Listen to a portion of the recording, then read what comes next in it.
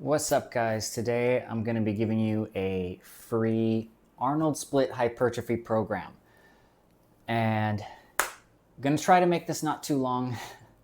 But first and foremost, if you don't know, the Arnold split is a way to divide your muscle groups across 3 days that you do 6 days a week.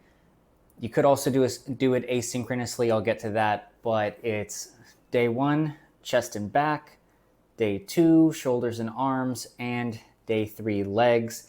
Then repeat.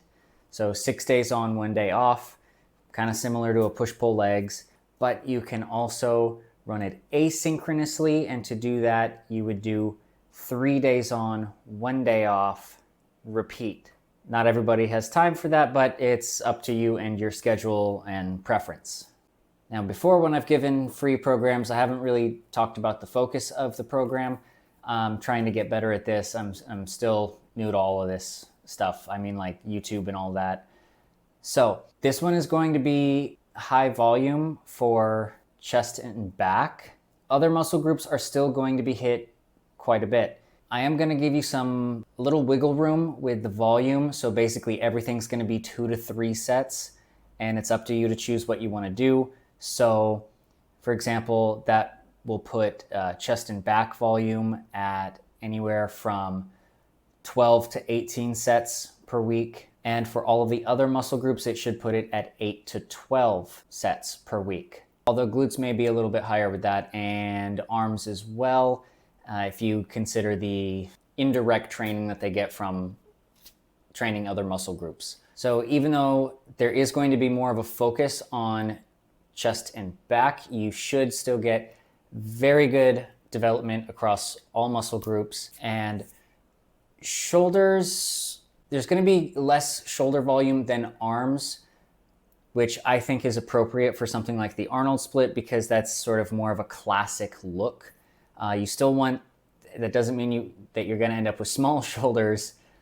Your shoulders are still going to be sizable, but if you're familiar with the classic golden era physique, the shoulders were there, but the arms were more prevalent. And the reason for this is because if the shoulders are too big, then the arms sort of blend into the shoulders, or tend to. And personally, I really like the golden era physique. And so if that's something that you appreciate too, then this may be a good program for you, because they had, big chests, big backs, big arms, shoulders were there, but not overpowering. And of course, legs were there as well. Some of the golden era bodybuilders' legs were better than others, but anyway, I also threw a little extra glute volume in as well, because everybody likes a nice butt. Men, women, everybody. Everybody appreciates a dump truck. All right, jumping into the first day, chest and back. This is going to be almost all supersets throughout, because that is the way that Arnold did this. So superset 1, going to start with incline bench press, 2 to 3 sets of 6 to 10 reps. Superset with 2 to 3 sets of 6 to 10 reps on pull-ups, preferably weighted if you can. If you can't, just build up to that. And real quick, do you do two sets or 3 sets? Up to you. Depends on how much volume you want to do and how much time you want to do. If you don't have as much time, do 2 sets, or if you like to do 2 sets per exercise and push harder, go for that. But if you enjoy a little bit more volume, then go for 3 sets. Superset number 2, you're going to do a flat bench press, 2 to 3 sets of 6 to 10 reps. Alternatively, you could do a flat dumbbell bench press, or if you want, a chest press machine, and you're going to superset that with 2 to 3 sets of, again, 6 to 10 reps on barbell row. And if you want an alternative for that, you could do chest supported row. Both are great, but I want you to pay attention to something when you do your rows, okay? Regardless of what kind of row you do, I want you to watch your shoulders, okay? Pay attention to your shoulders, because a lot of people, when they row, they tend to hunch their shoulders up, okay? I don't want you to do that. Keep your shoulders down when you row, okay? So don't row like that, shoulders down, row, okay? Superset 3, again, 2 to 3 sets, but this time 10 to 15 reps on a chest fly movement. So you can do pec deck, you can do dumbbells, you can do cables, whatever, just some variation of a chest fly, pick your favorite one. And superset that with 2 to 3 sets of 8 to 12 reps on a neutral grip row. Either T-bar or cable is probably going to be your best bet. And then we're going to finish off chest and back day with some lower back work.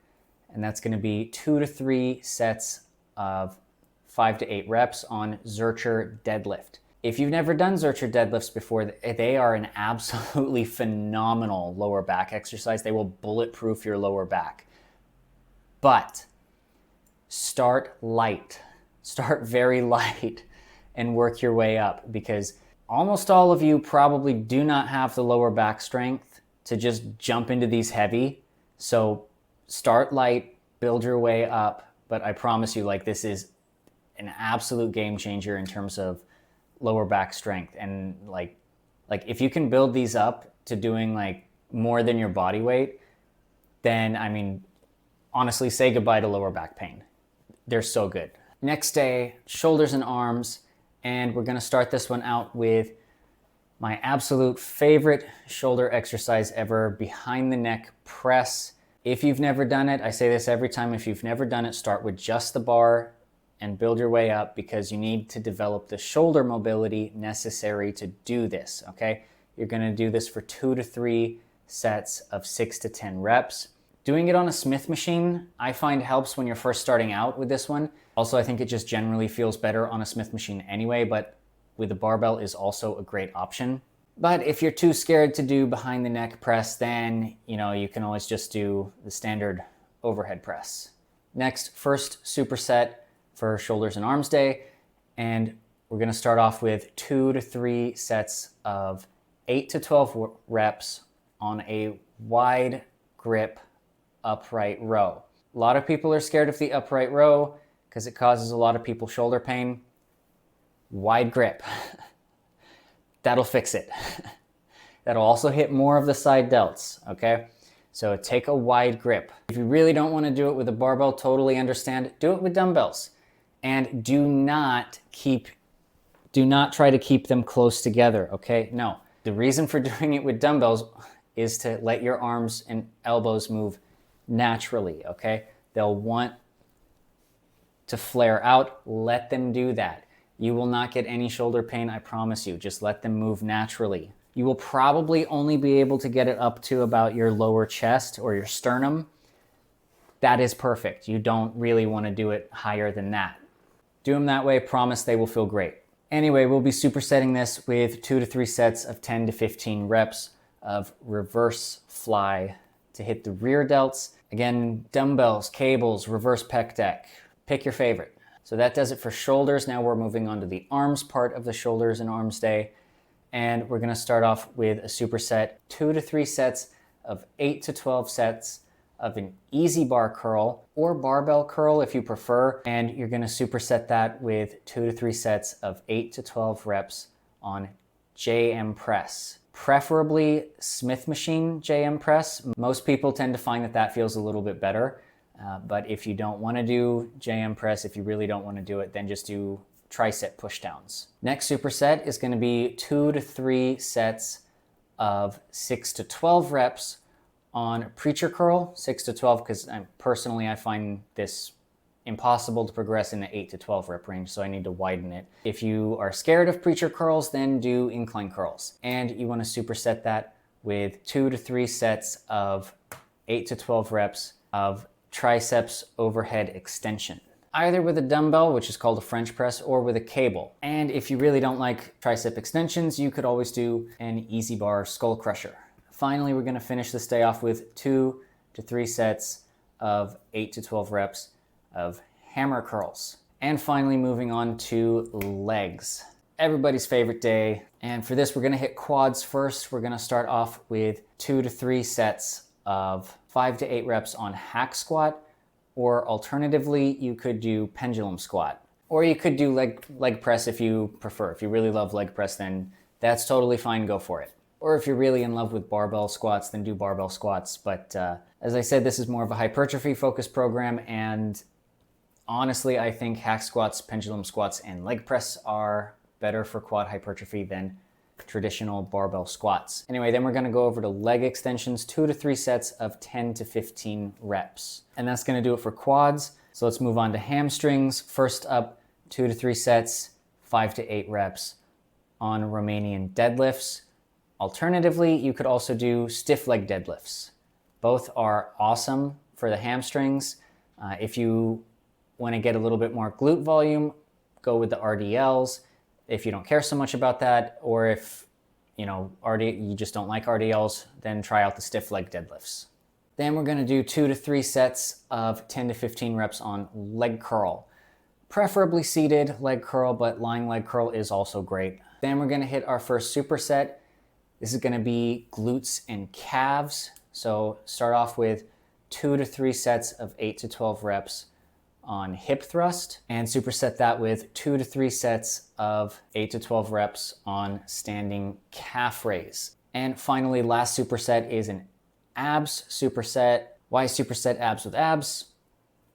I don't know, I just find that it works pretty well. We're going to do 2 to 3 sets of 8 to 12 reps on weighted decline sit-ups, and then 2 to 3 sets of 10 to 15 reps on the ab wheel. If your gym does not have an ab wheel, just get a barbell, put a couple of plates on it, and you can use that. For the first superset, if you really don't care about glutes, you could always superset standing calf raise with seated calf raise. If you want more, if you really want to focus more on calves than glutes, that'll be fine. Or alternatively, you can divide the ab and calf work up. So you can do a superset of a calf movement with an ab movement, and then another superset of a calf movement and an ab movement. That's totally fine and up to you. The way that I wrote it is honestly a little bit of personal bias. I've never really done that much calf volume because my family tends to have kind of meaty calves. Even my sisters, most of my sisters have some calves on them. So that's a little bit of personal bias with my choice there. But like I said, feel free to swap out the hip thrust with seated calf raises if you want to focus more on calves. And that'll about do it. So let me know what you guys think of this program. Let me know if there's a particular kind of program that you want me to make. I enjoy making programs. I like putting them out for free. And if you're still watching, thank you so much. And I will see you next time.